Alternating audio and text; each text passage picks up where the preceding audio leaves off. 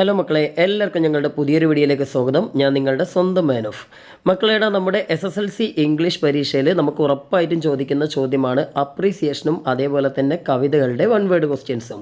അതായത് നമുക്കിത് രണ്ടും കൂടി 9 മാർക്കിനാണ് ചോദിക്കുക അല്ലേ. 5 മാർക്കിന് അപ്രീസിയേഷനും 4 മാർക്കിന് പുറത്തുനിന്നുള്ള ക്വസ്റ്റ്യൻസ് ആണ് വരിക. നമുക്ക് ടോട്ടൽ 5 കവിതകളാണ് പഠിക്കാനുള്ളത്. ഇതിൽ ഏതെങ്കിലും 2 കവിതകൾ ഉറപ്പായിട്ടും നമ്മുടെ ക്വസ്റ്റ്യൻ പേപ്പറിൽ വരും. ഇപ്രാവശ്യത്തെ മോഡൽ എക്സാമിന് നിങ്ങൾക്ക് ലൈൻസ് റിട്ടൺ ഇൻ ഏർലി സ്പ്രിങ്ങും അതേപോലെ തന്നെ ബallad ഓഫ് ഫാദർ ഗില്ലിഗനാണ് വന്നിട്ടുള്ളത്. അപ്പോൾ ഇതുപോലെ ചിലപ്പോൾ ഇത് നേരെ തിരിച്ചിടുകയോ അതല്ലെങ്കിൽ വേറെ ഏതെങ്കിലും രീതിയിൽ നിങ്ങൾക്ക് 2 കവിത ഉറപ്പായിട്ടും വരും.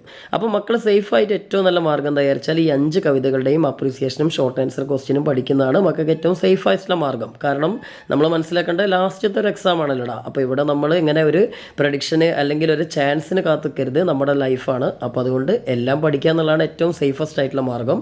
അപ്പോൾ മക്കൾക്ക് ഈ 9 മാർക്ക് നഷ്ടപ്പെടാതിരിക്കാനുള്ളൊരു വീഡിയോ ആണിത്. ഈ 5 കവിതകളുടെയും അപ്രീസിയേഷനാണ് ഞാനിവിടെ തന്നിട്ടുള്ളത്. പക്ഷേ ഈ അപ്രീസിയേഷൻ പഠിക്കുന്നതിൻ്റെ കൂടെ തന്നെ ഈ കവിതകൾ കൃത്യമായിട്ട് എക്സ്പ്ലെയിനും ചെയ്തു തരുന്നുണ്ട്. അപ്പോൾ അതുകൊണ്ട് തന്നെ ഇതിലെ വൺ വേർഡ് ക്വസ്റ്റ്യൻസ്, അതിന് റൈം സ്കീം ആയാലും അലിട്രേഷൻ ആയാലും അല്ലെങ്കിൽ സിമിലി ആയാലും ഏത് പോയറ്റിക് ഡിവൈസ് ആയാലും അതെങ്ങനെയാണ് ചെയ്യുക, അതേപോലെ തന്നെ നമുക്ക് വരാൻ സാധ്യതയുള്ള ക്വസ്റ്റ്യൻ ആൻസേഴ്സ്, കവിതയുടെ തീം, ഇങ്ങനെയുള്ള സാധനങ്ങളൊക്കെ ഇതിനുള്ളിൽ തന്നെ നമ്മൾ പറഞ്ഞു പോകുന്നുണ്ട്. അതുകൊണ്ട് നിങ്ങൾക്ക് ഈ വീഡിയോ മൊത്തമായിട്ട് കണ്ടു കഴിഞ്ഞാൽ 9 മാർക്ക് സ്കോർ ചെയ്യാൻ പറ്റും. കവിത എങ്ങനെ അപ്രീസിയേഷനും പഠിക്കാം, അതേപോലെ തന്നെ ക്വസ്റ്റ്യൻ ആൻസറും പഠിക്കാം. എന്നാൽ പിന്നെ നമുക്ക് വീഡിയോ തുടങ്ങാം.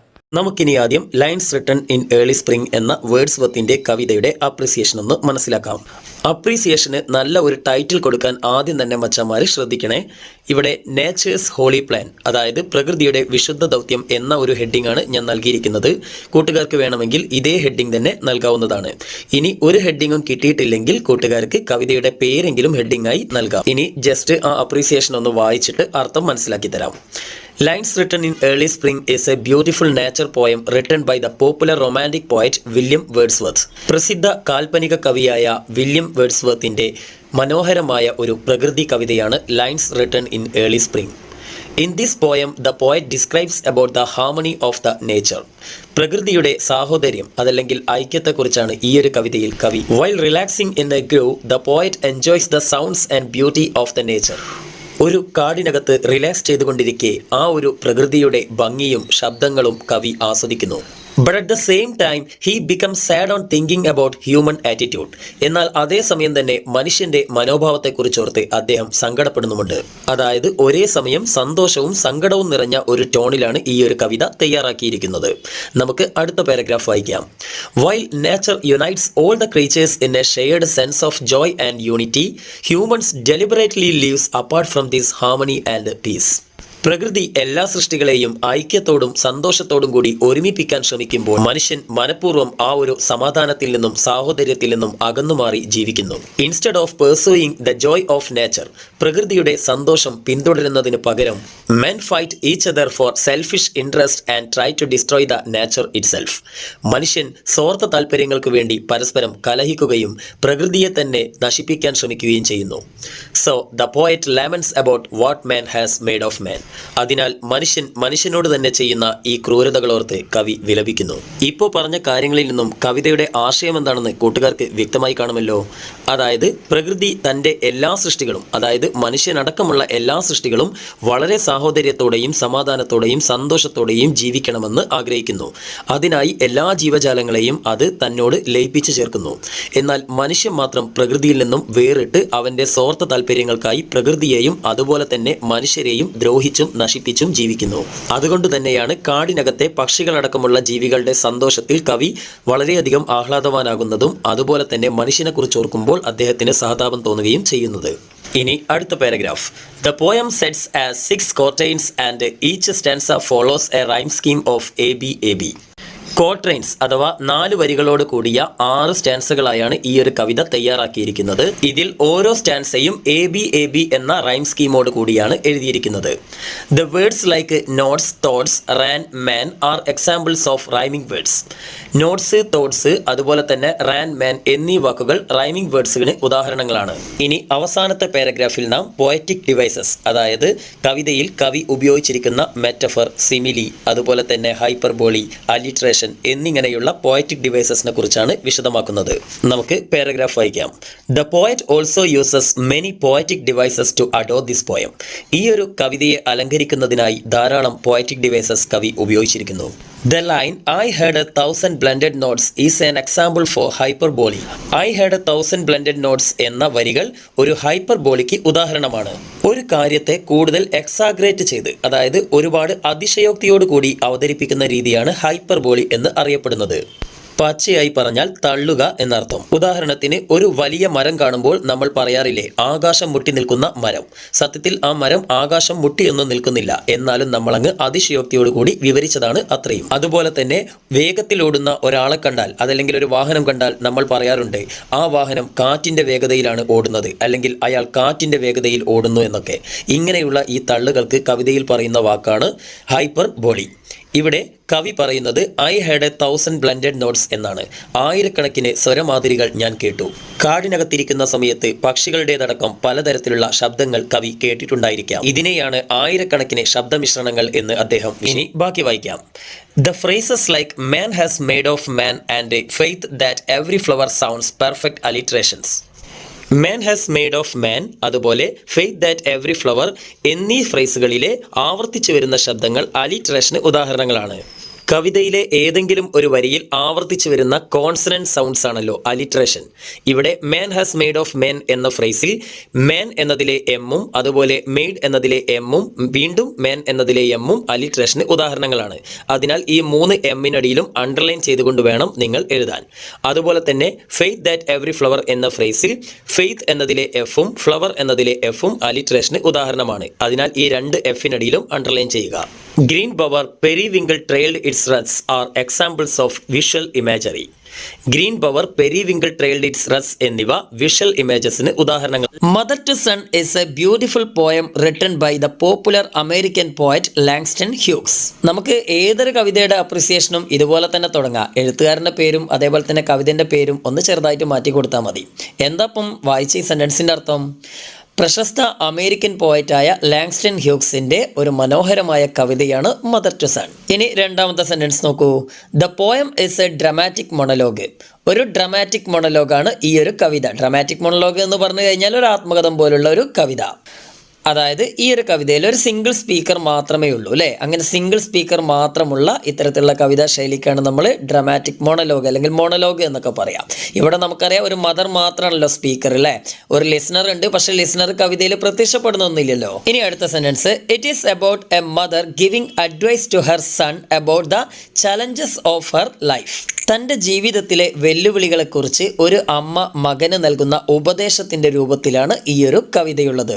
The poet has used an extended metaphor to compare the mother's life to a staircase throughout the poem. അതായത് ഈ ഒരു കവിതയിൽ അമ്മയുടെ ജീവിതത്തെ കമ്പയർ ചെയ്യാനായിട്ട് ഇവിടെ കവി ഒരു മെറ്റഫർ ഉപയോഗിച്ചിട്ടുണ്ട്. മെറ്റഫർ എന്ന് പറഞ്ഞാൽ രൂപകം എന്നൊക്കെ മലയാളത്തിൽ പറയും. അതായത് ഒരു തരം കമ്പാരിസൺ. എന്തിനെയാണ് ഇവിടെ അമ്മയുടെ ജീവിതത്തോട് നമ്മുടെ കവി കമ്പയർ ചെയ്തത്? ഒരു സ്റ്റെയർ കേസിനോടാണ് അല്ലേ? അപ്പം നമുക്ക് ഈ കവിത വായിക്കുമ്പോൾ അറിയാം, ഈ കവിതയിലെ മിക്ക വരിയിലും, അതായത് കവിതയുടെ തുടക്കം മുതൽ അവസാനം വരെ ഒരു സ്റ്റെയർ കേസ് ഇങ്ങനെ നിറഞ്ഞു നിൽക്കുന്നുണ്ട് അല്ലേ? അമ്മ തുടങ്ങുമ്പോൾ തന്നെ പറയുന്നുണ്ട്, my life is not a crystal stair എന്ന്. അതായത് എൻ്റെ ജീവിതം ഒരു പളുങ്ക് ഗോവണി അല്ലെങ്കിൽ സ്ഫടിക നിർമ്മിതമായ അല്ലെങ്കിൽ കണ്ണാടി പോലുള്ള ഒരു ഗോവണിയല്ല എന്ന് പറയുന്നുണ്ട്. പിന്നെ പറയുന്നത് എന്താണ്?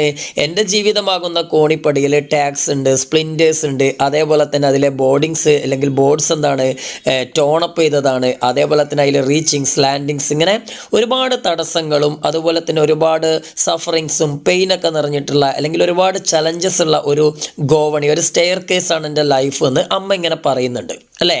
അപ്പോൾ അമ്മയുടെ ജീവിതം കംപ്ലീറ്റ് ആയിട്ട് അമ്മ ഒരു സ്റ്റെയർ കേസിനോടാണല്ലോ കമ്പയർ ചെയ്യുന്നത്. അപ്പോൾ സ്റ്റെയർ കേസ് എന്നത് here poet uses A metaphor അല്ലെ? ഒരു മെറ്റഫർ ആയിട്ടാണ് ഉപയോഗിച്ചിരിക്കുന്നത്. അപ്പോൾ ആ ഒരു മെറ്റഫർ ഈ കവിതയുടെ മുഴുവൻ ഭാഗത്തിലും ഉണ്ടല്ലോ. അപ്പോൾ അതുകൊണ്ട് നമുക്കിതിനെ എക്സ്റ്റെൻഡഡ് മെറ്റഫർ എന്ന് പറയാം. അപ്പോൾ അതാണ് ഇപ്പോൾ ഈ ഒരു സെൻറ്റൻസിൽ അർത്ഥമാക്കിയിരിക്കുന്നത്. ഇവിടെ ജീവിതത്തെ കമ്പയർ ചെയ്യുന്നതിനായിട്ട് ഒരു എക്സ്റ്റെൻഡഡ് മെറ്റഫർ ആയിട്ടാണ് സ്റ്റെയർ കേസിനെ കവി ഉപയോഗിച്ചിരിക്കുന്നത്. നിങ്ങൾക്ക് കാര്യങ്ങളൊന്ന് ഡീറ്റെയിൽ ആയിട്ട് മനസ്സിലായിക്കോട്ടെ എന്ന് വിചാരിച്ചിട്ടാണ് കുറച്ചൊക്കെ എക്സ്പ്ലെയിൻ ചെയ്യുന്നത്. ഇനി അതിൻ്റെ ആവശ്യമില്ലാത്തവർക്ക് വേണമെങ്കിൽ വീഡിയോ പോസ് ചെയ്തിട്ട് എന്ത് ചെയ്യുക, എഴുതിയെടുക്കുക. പക്ഷെ ഒന്നുകൂടി നല്ലത് കാര്യങ്ങളൊക്കെ ഒന്ന് അർത്ഥം മനസ്സിലാക്കി പഠിച്ചാൽ ഇതിൻ്റെ ഇടയിൽ ചിലപ്പോൾ നിങ്ങൾക്ക് ഇതെന്നൊക്കെ ഒറ്റ മാർക്കിനൊക്കെ ക്വസ്റ്റ്യൻ വന്നാൽ അതുകൂടി എഴുതാമല്ലോ. ഇനി അടുത്ത സെൻറ്റൻസ് നോക്കാം.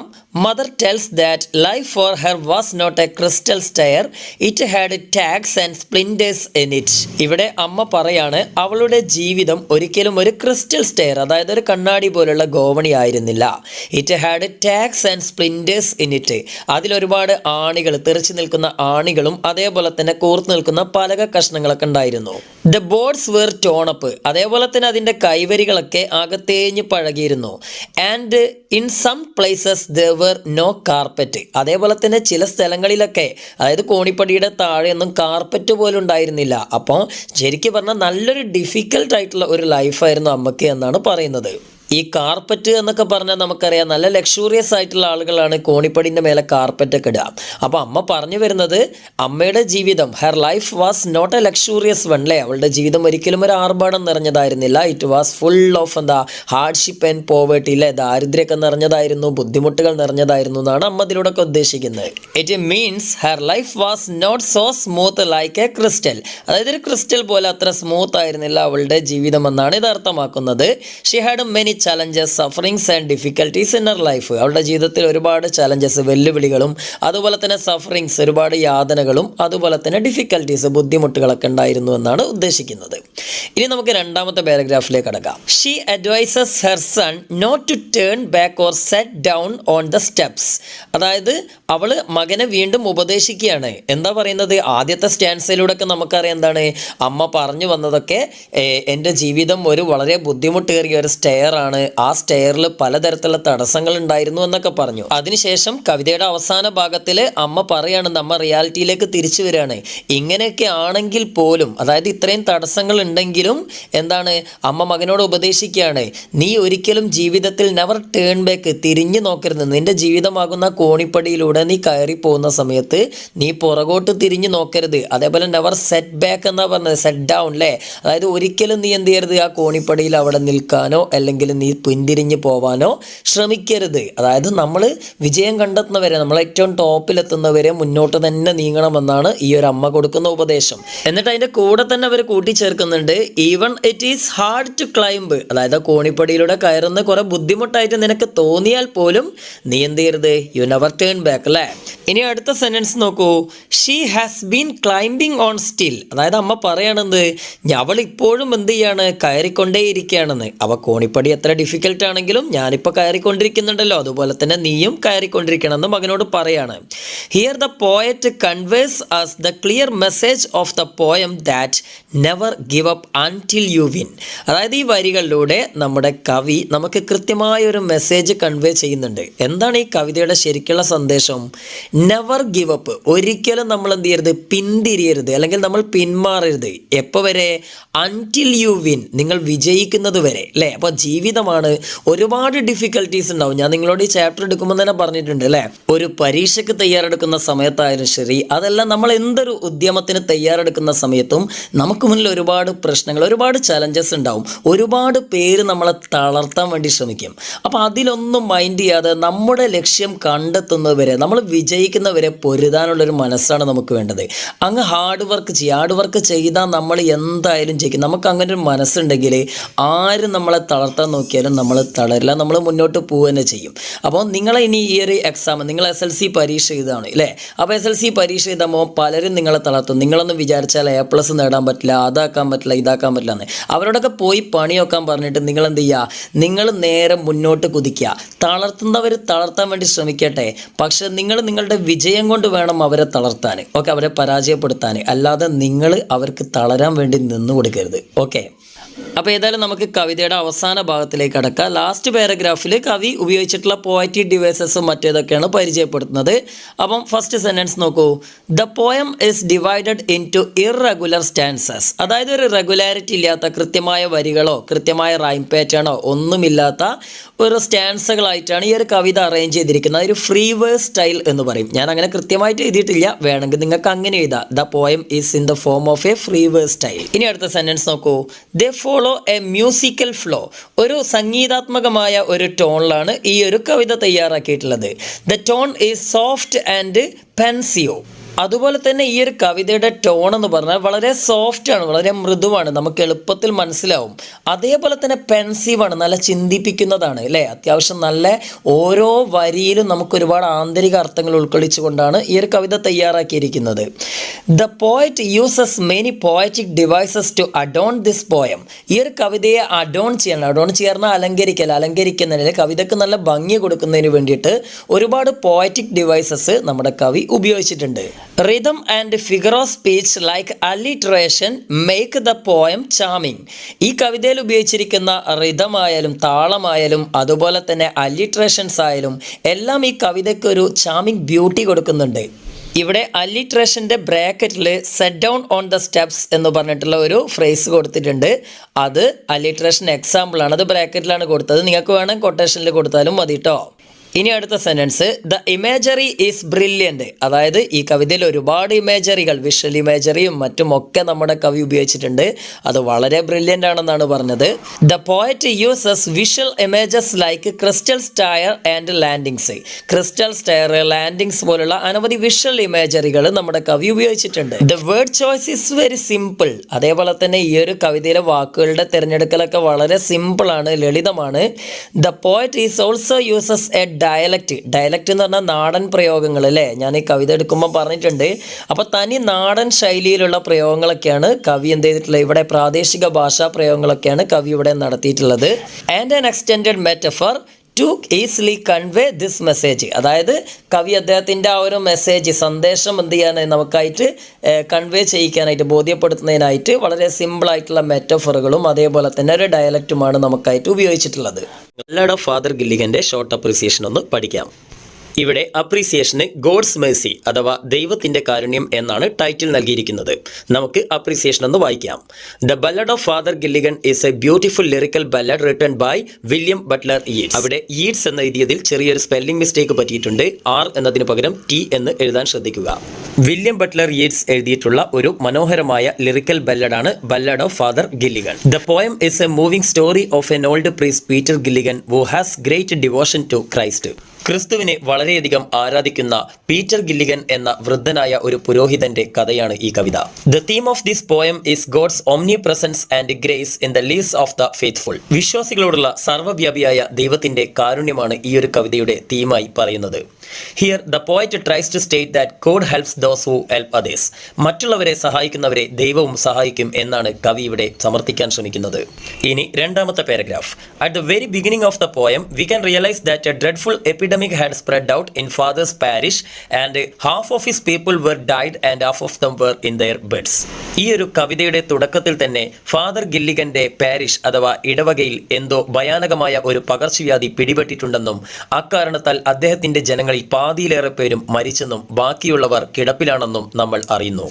So the old priest Peter Gilligan was very tired of his priestly duties. അതിനാൽ തന്നെ തൻ്റെ ദിനേനയുള്ള പൗരോഹിത്യ ജോലികളാൽ വൃദ്ധനായ ആ പുരോഹിതൻ ആകെ ക്ഷീണിതനാണ്. ഇനി അടുത്ത paragraph. Once while resting in home a sick man send for him. ഒരിക്കൽ വീട്ടിൽ വിശ്രമിക്കുന്ന സമയത്ത് മറ്റൊരു രോഗിയായ മനുഷ്യൻ അദ്ദേഹത്തിന് വേണ്ടി ആളെ അയച്ചു. But unfortunately father fell into sleep on a chair and he couldn't give the man the last communion. എന്നാൽ നിർഭാഗ്യകരമെന്ന് പറയട്ടെ, അച്ഛൻ കസേരയിൽ കിടന്ന് ഉറങ്ങിപ്പോവുകയും അച്ഛന് ആ ഒരു രോഗിക്ക് വേണ്ടി അന്ത്യകൂദാശ നിർവഹിക്കാൻ കഴിയാതെ വരികയും ചെയ്തു. When father got up in the next morning he realised his mistakes and become panic. അടുത്ത ദിവസം രാവിലെ ഉറക്കമെഴുന്നേറ്റ അച്ഛന് തന്റെ തെറ്റ് ബോധ്യമാവുകയും ആകെ പരിഭ്രാന്തനാവുകയും ചെയ്തു. ഇവിടെ വെൻ ഫാദർ ഗോട്ട് അപ്പ് എന്നാണ് വേണ്ടത്. അപ്പ് എന്ന വാക്ക് വിട്ടുപോയിട്ടുണ്ട്, കൂട്ടുകാരതൊന്ന് ആഡ് ചെയ്യുക. സൂൺ ഹി റീച്ച്ഡ് ദ സിക്ക് മാൻസ് ഹൗസ്. ഉടൻ തന്നെ അദ്ദേഹം ആ രോഗിയായ മനുഷ്യന്റെ വീട്ടിലെത്തി. But his wife informed that her husband had died an hour ago. എന്നാൽ തൻ്റെ ഭർത്താവ് 1 മണിക്കൂർ മുൻപേ മരിച്ചെന്ന് ആ സ്ത്രീ മറുപടി നൽകി.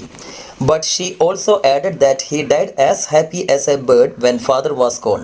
എന്നാൽ അച്ഛൻ പോയതിനു ശേഷം ഒരു പക്ഷിയെപ്പോലെ വളരെ സന്തോഷത്തോടെയാണ് അദ്ദേഹം മരിച്ചതെന്നും അവൾ കൂട്ടിച്ചേർത്തു. These words made father very happy. ഈ വാക്കുകൾ അച്ഛനെ വളരെയധികം സന്തോഷിപ്പിച്ചു.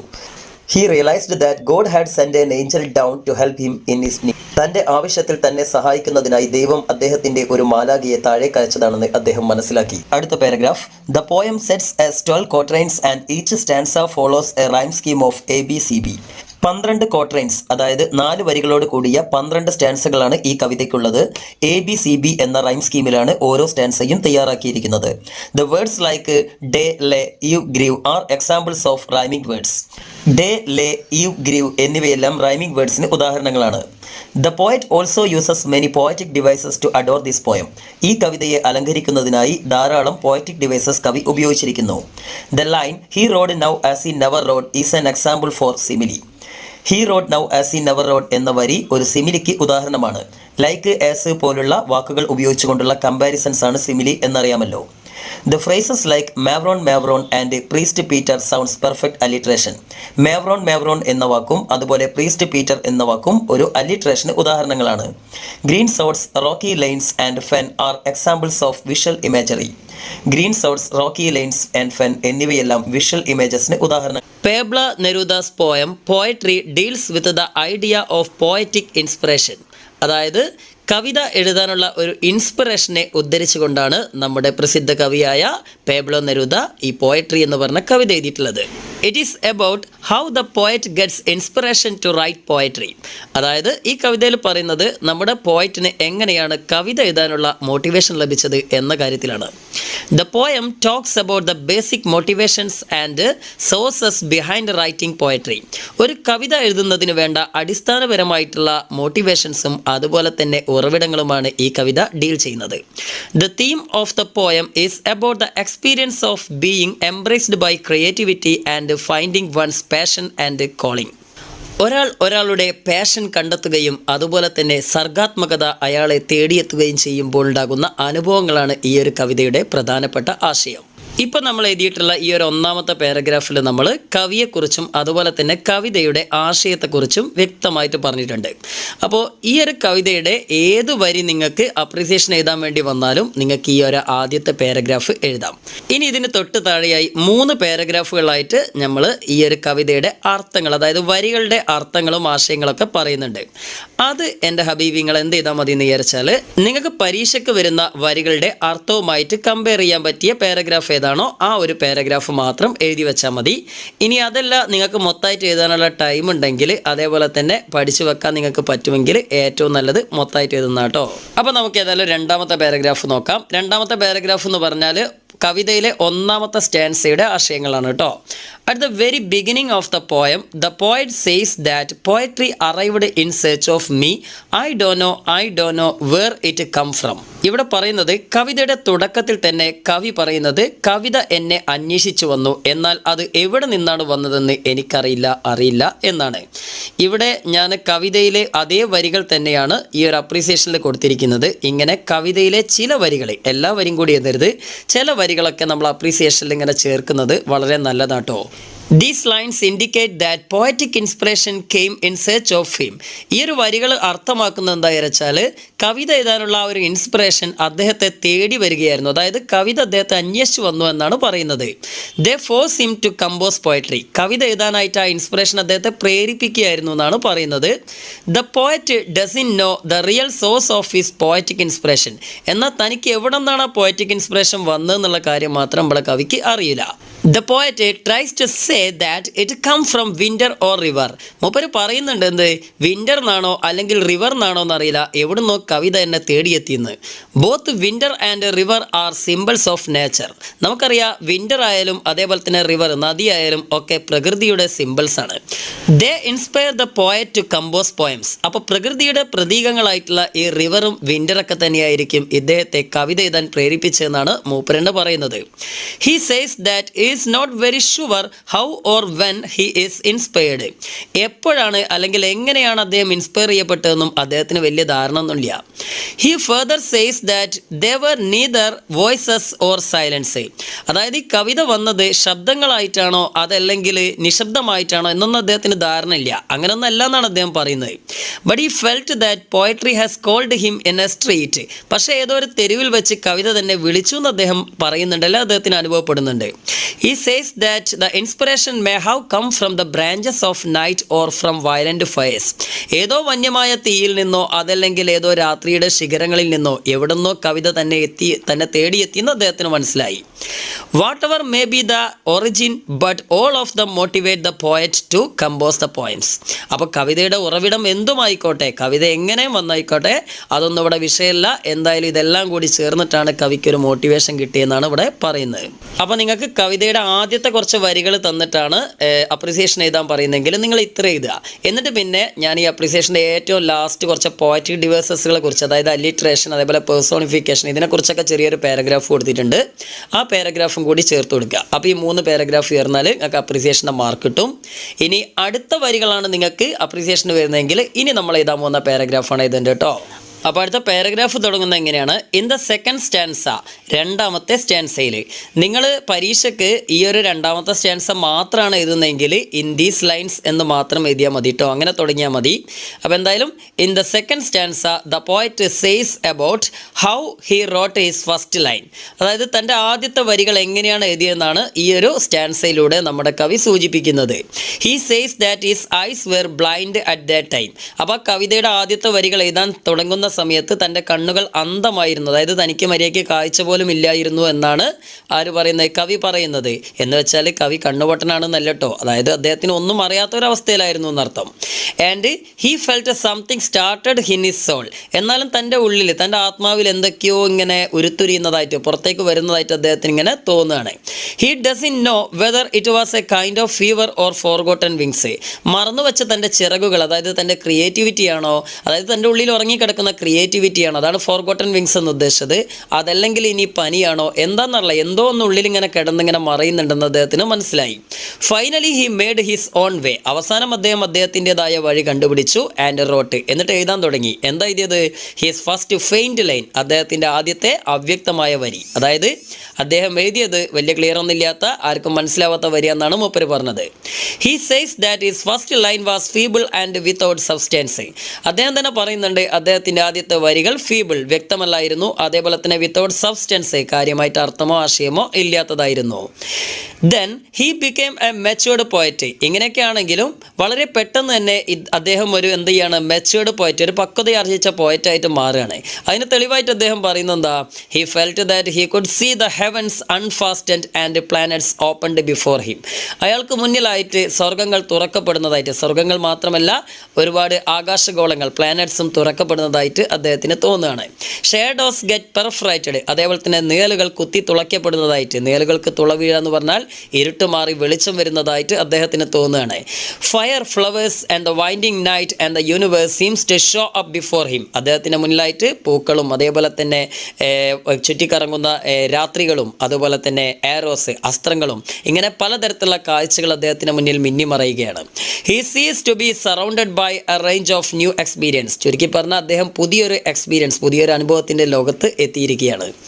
ഇനി ഇതിനോടൊപ്പം തന്നെ അടുത്തൊരു പാരഗ്രാഫായിട്ട് നമുക്ക് എഴുതാൻ പറ്റുന്ന ഒരു ചെറിയൊരു പാരഗ്രാഫാണ് ഇൻ ദ തേർഡ് സ്റ്റാൻസ, മൂന്നാമത്തെ സ്റ്റാൻസയിൽ ഹി അഡ്മിറ്റ്സ് ദാറ്റ്, അദ്ദേഹം അഡ്മിറ്റ് ചെയ്യുന്നുണ്ട്, ഒരു കൺഫെഷനാണല്ലേ, തുറന്നു പറച്ചിൽ. എന്താ? Though he is a tiny being. Infinitesimal എന്നാണ് നമ്മുടെ കവിതയിൽ ഉപയോഗിച്ചിരിക്കുന്നത്. അതിൻ്റെ അർത്ഥമാണ് ടൈനി, ചെറുത്. അപ്പോൾ അദ്ദേഹം വളരെ ചെറുതാണെങ്കിലും, അതായത് നിസ്സാരനാണെങ്കിലും, he can touch the starry sky, നക്ഷത്രങ്ങൾ നിറഞ്ഞ ആകാശത്തെ അദ്ദേഹത്തിന് ഇപ്പോൾ തൊടാൻ കഴിയുന്നുണ്ട്, അല്ലെങ്കിൽ കീഴടക്കാൻ സാധിക്കുന്നുണ്ട്. And feel himself to be a pure part of the abyss. അതോടൊപ്പം തന്നെ അബീസ്, അതായത് അഗാധതയുടെ ഭാഗമാവാനും അദ്ദേഹത്തിന് സാധിക്കുന്നുണ്ട്. Now he can travel with stars. അദ്ദേഹത്തിന് ഇപ്പോൾ നക്ഷത്രങ്ങളോടൊപ്പം സഞ്ചരിക്കാൻ സാധിക്കുന്നുണ്ട്.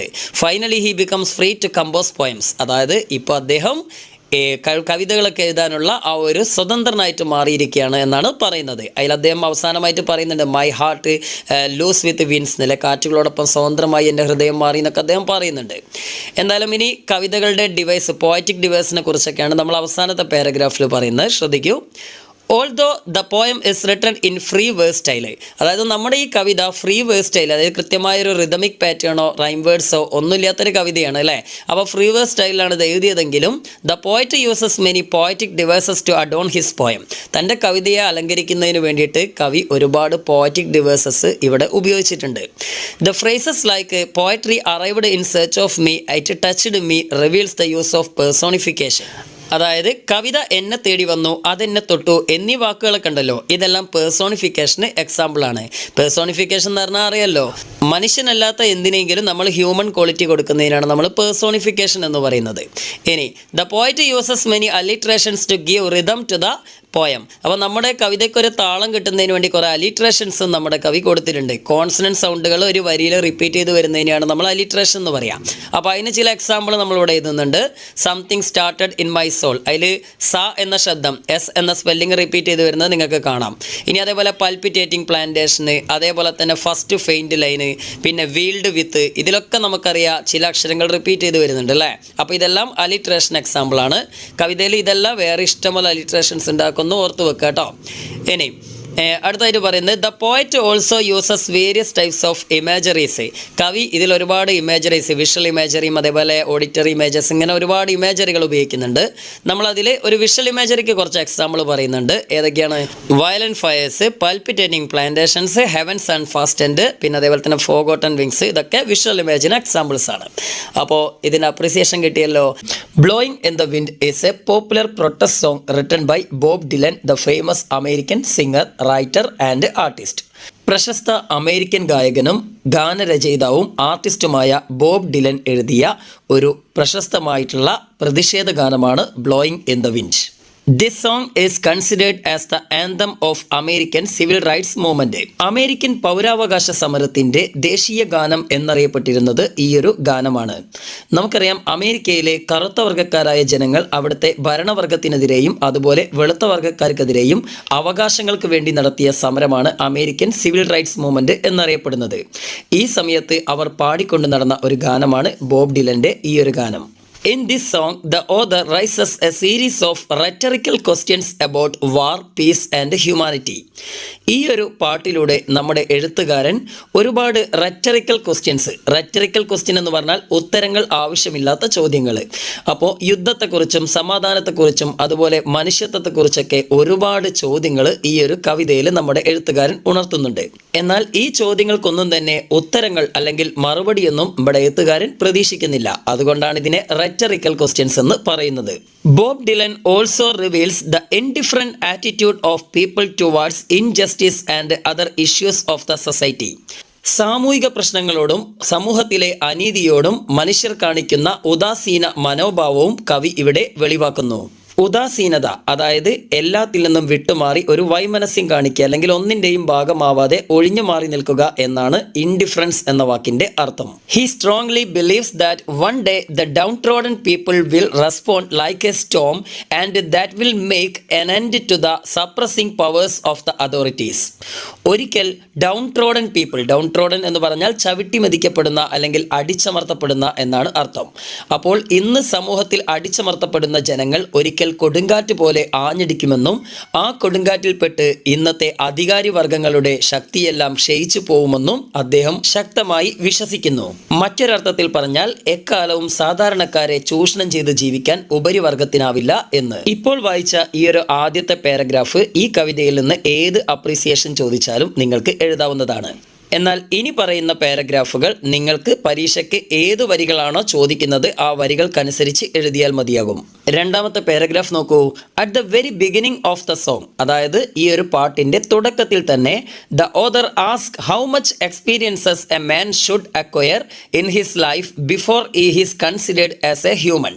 അതായത് ഒരു മനുഷ്യനെ മനുഷ്യനായി പരിഗണിക്കാൻ അയാൾ ഇനിയും എത്ര ജീവിതാനുഭവങ്ങൾ അനുഭവിച്ചു തീർക്കണം എന്നാണ് കവി ആദ്യം തന്നെ ചോദിക്കുന്നത്. He also asked how many seas a dove should cross to find a peaceful land. ഒരു സമാധാനം കാണുന്ന ലാൻഡ്, അതായത് നല്ല സമാധാനമുള്ള ഒരിടത്ത് എത്തിച്ചേരാൻ ഒരു പ്രാവിന് എത്രത്തോളം കടലുകൾ താണ്ടിക്കടക്കണമെന്നും അദ്ദേഹം വീണ്ടും ചോദിക്കുന്നു. The question, how many times must the cannonballs fly before they are forever banned, also gives the same idea of peace. എന്നേക്കുമായി നിരോധിക്കപ്പെടുന്നതിന് മുമ്പ് ഇനിയും പീരങ്കിയുണ്ടകൾ എത്ര തവണ പറക്കണം എന്നുള്ള ചോദ്യവും സമാധാനത്തിലേക്കാണ് വിരൽ ചൂണ്ടുന്നത്. Here the word dove symbolizes peace. ഇവിടെ ഡോവ് അതായത് പ്രാവ് അർത്ഥമാക്കുന്നത് സമാധാനത്തെയാണ്. While the phrase cannon balls indicates the war or violence. എന്നാൽ കാനൻ ബോൾസ് അതായത് പീരങ്കിയുണ്ടകൾ അർത്ഥമാക്കുന്നത് യുദ്ധം അതല്ലെങ്കിൽ ഭീകരത എന്നിവയൊക്കെയാണ്. ചുരുക്കി പറഞ്ഞാൽ എന്നാണ് ഈ ലോകത്ത് സമാധാനം പിറക്കുക, എന്നാണ് നിങ്ങൾ ഈ ആക്രമണങ്ങളൊക്കെ നിർത്തുക എന്ന ചോദ്യങ്ങളാണ് കവി ഇവിടെ ഉണർത്തുന്നത്. ഇനി അടുത്ത പാരഗ്രാഫിലേക്ക് നോക്കൂ. The author states that the mountain of oppressive forces cannot exist forever because once it will completely washed out by the sea of protest of the suppressed people. അധികാരവർഗത്തിന്റെ കരുത്താകുന്ന പർവ്വതത്തിന് ഇനി അധികകാലം ഇവിടെ നിലനിൽക്കാനാവില്ലെന്ന് എഴുത്തുകാരൻ ഉണർത്തുന്നു. അടിച്ചമർത്തപ്പെട്ടവരുടെ കടൽ പോലെയുള്ള പ്രക്ഷോഭങ്ങൾ ഈ ഒരു പർവ്വതത്തെ ഇല്ലാതാക്കുമെന്നും അദ്ദേഹം ഓർമ്മിപ്പിക്കുന്നു. Here we can see the optimism of the author that change is imminent and inevitable. മാറ്റം അനിവാര്യമാണ്, അത് ആസന്നമാണ് എന്നുള്ള നമ്മുടെ എഴുത്തുകാരൻ്റെ ഒരു ഓപ്റ്റിമിസം അതായത് ശുഭാപ്തി വിശ്വാസം നമുക്കിവിടെ കാണാം. The author expresses his concern by asking how many years the commons should wait to be free. ഒരു സാധാരണക്കാരന് ഇനി എത്ര കാലം കാത്തിരുന്നാലാണ് സ്വാതന്ത്ര്യം ലഭിക്കുക എന്ന തൻ്റെ ആശങ്കയും ഇവിടെ നമ്മുടെ എഴുത്തുകാരൻ പ്രകടിപ്പിക്കുന്നു. ശ്രദ്ധിക്കുക, ഇവിടെ എംപ്രസസ് എന്നാണ് എഴുതിയിരിക്കുന്നത്. അവിടെ എം എന്നുള്ളതിന് പകരം എക്സ് എഴുതണം. എക്സ്പ്രസസ് ആണ് കേട്ടോ, സ്പെല്ലിംഗ് മിസ്റ്റേക്ക് വന്നാണ്. ഇനി നമുക്ക് അടുത്ത സെന്റൻസ് നോക്കാം. And he also wants the indifferent persons by asking how long you can pretend like a deaf and blind against these injustice. ഇത്തരം അനീതികൾക്കെതിരെയെല്ലാം എത്ര നാൾ നിങ്ങൾക്ക് അന്ധരായും ബധിരരായും നടിക്കാൻ സാധിക്കുമെന്ന് ഉദാസീനരായ ആളുകളോട് നമ്മുടെ കവി ചോദിക്കുന്നു. ഇനി അടുത്ത പാരഗ്രാഫ് നോക്കൂ. At the end of the song, അതായത് ഈ പാട്ടിന്റെ അവസാനത്തിൽ the writer arises some crucial questions, കുറച്ച് ക്രൂഷ്യൽ ആയിട്ടുള്ള ചോദ്യങ്ങളാണ് നമ്മുടെ എഴുത്തുകാരൻ ഉണർത്തുന്നത്. He asks how many times must a man look up before he can see the sky. ആകാശം കാണുന്നതിന് മുമ്പ് ഇനിയും എത്ര നാൾ ഒരു മനുഷ്യൻ മുകളിലേക്ക് നോക്കണം. Here sky symbolises freedom. ഇവിടെ ആകാശം എന്നത് സ്വാതന്ത്ര്യത്തെയാണ് അർത്ഥമാക്കുന്നത്. He also asked the public that how many years you should have in order to hear the cry of the suppressed and how many deaths should occur before they could realize that so many people have died. അടിച്ചമർത്തപ്പെട്ടവരുടെ കരച്ചിലുകൾ കേൾക്കാൻ ഇനിയും നിങ്ങൾക്ക് എത്ര ചെവികൾ വേണമെന്ന് അദ്ദേഹം ചോദിക്കുന്നു. കൂടാതെ ഇനിയും എത്ര മരണങ്ങൾ നടന്നാലാണ് കുറേ പേർ മരിച്ചു എന്ന് നിങ്ങൾ മനസ്സിലാക്കുക എന്നും എഴുത്തുകാരൻ ചോദിക്കുന്നു. ഇനി ഏറ്റവും അവസാനത്തെ പാരഗ്രാഫ്. ഈ ഒരു പാരഗ്രാഫ് നിങ്ങൾ എല്ലാ അപ്രീസിയേഷനിലും എഴുതണം. All the questions asked here are rhetorical. ഇവിടെ ചോദിച്ചിരിക്കുന്ന എല്ലാ ചോദ്യങ്ങളും റെറ്ററിക്കൽ ക്വസ്റ്റ്യൻസ് ആണ്. They do not require any particular answers. അതായത് ഇവ കൃത്യമായൊരു ഉത്തരമൊന്നും പ്രതീക്ഷിക്കുന്നില്ല. In order to convey his message clearly the author gives a refrain after each stanza. തൻ്റെ ആശയം കൃത്യമായിട്ട് കാണിക്കുന്നതിനായിട്ട് നമ്മുടെ എഴുത്തുകാരൻ ഓരോ സ്റ്റാൻസയുടെയും അവസാനത്തിൽ ഒരു റിഫ്രൈൻ, ആവർത്തിച്ച് വരുന്ന വരികൾക്കാണ് നമ്മൾ റിഫ്രൈൻ എന്ന് പറയുക. അപ്പോൾ ഓരോ റിഫ്രൈൻ നൽകിയിട്ടുണ്ട്. ആ റിഫ്രൈൻ ഞാൻ വായിക്കാം. The answer is my friend blowing in the wind. The answer is blowing in the wind. These lines indicate that the answer of these questions are familiar to everyone and it is everywhere. ഈ ചോദ്യങ്ങളുടെ എല്ലാം ഉത്തരങ്ങൾ എല്ലായിടത്തുമുണ്ടെന്നും എല്ലാവർക്കും അതിൻ്റെ ഉത്തരം അറിയാമെന്നുമാണ് ഈ രണ്ട് വരികളുടെ അർത്ഥം. Here the writer urges us to open our eyes and ears towards these injustice. ഈ അനീതികളോട് കണ്ണും കാതും തുറന്ന് പ്രവർത്തിക്കാൻ എഴുത്തുകാരൻ നമ്മെ ഉണർത്തുന്നു. The poet uses many poetic devices here. കവി ഒരുപാട് പോയറ്റിക് ഡിവൈസുകൾ ഇവിടെ ഉപയോഗിച്ചിട്ടുണ്ട്. The words mountain and seas are example for metaphor representing the mighty power of authority and power of protesters respectively. കവിതയിൽ ഉപയോഗിച്ചിരിക്കുന്ന മൗണ്ടെയിൻ, സീ എന്നിവ മെറ്റഫറിന് ഉദാഹരണങ്ങളാണ്. ഇവിടെ മൗണ്ടെയിൻ എന്നത് അധികാരവർഗത്തിൻ്റെയും അതുപോലെ തന്നെ സീ എന്നത് അടിച്ചമർത്തപ്പെട്ടവരുടെയും ശക്തിയായി കണക്കാക്കപ്പെടുന്നു. The phrase like many roads must a man is an example for alliteration. ഇവിടെയെല്ലാം മ എന്ന ശബ്ദങ്ങൾ റിപ്പീറ്റ് ചെയ്തു വരുന്നതായി നിങ്ങൾക്ക് കാണാം. അതുകൊണ്ട് ഇത് അലിട്രേഷന് ഉദാഹരണങ്ങളാണ്. ഇത് കൂടാതെ അനവധി പോയറ്റിക് ഡിവൈസുകൾ ഈ കവിതയിൽ ഉപയോഗിച്ചിട്ടുണ്ട്. അലിട്രേഷനും അതേപോലെ തന്നെ ഇമേജറിക്കൊക്കെ ഒരുപാട് ഉദാഹരണങ്ങളുണ്ട്. നിങ്ങൾക്ക് ഏത് വരികളാണോ പരീക്ഷയ്ക്ക് ചോദിക്കുന്നത് അതിനനുസരിച്ച് ഈ ഒരു പോയറ്റിക് ഡിവൈസുകളൊക്കെ ചേർത്ത് കൊടുക്കുക.